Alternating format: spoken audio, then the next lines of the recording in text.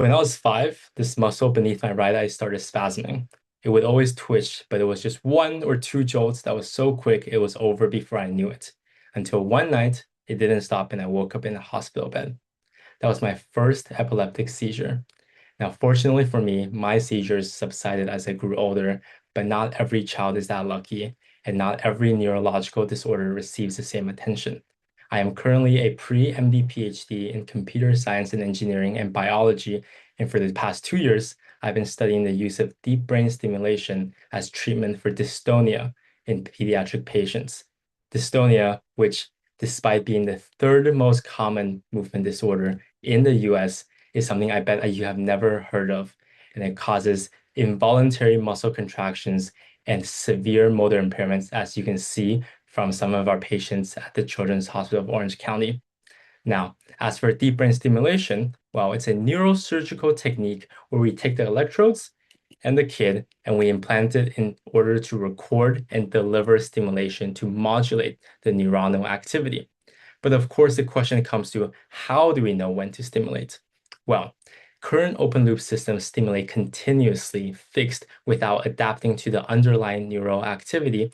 However, at the Singer Lab, we have developed our own algorithm in which, if you look at these two neural recordings of one non-dystonic and one dystonic patient, you'll see in the dystonia case, these streaks of synchronous bursting in which we have hypothesized as potential candidate biomarkers of dystonia symptom onsets. And as such, I have developed a multi-stage burst detection algorithm to characterize these activities.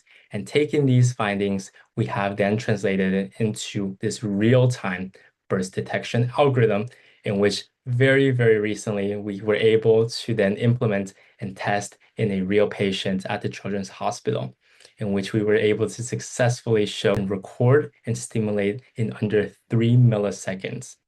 But even more fascinating is the fact that in comparing the cases, events of stimulation versus no stimulation, we were able to show that post-stimulation, there is a statistical significant reduction in the mean neural activity following the stimulation, as well as its variance. And while these effects are small from the first patient, with more to come in the coming months, we are hoping to optimize and working to optimize this algorithm in order to maximize the clinical benefits.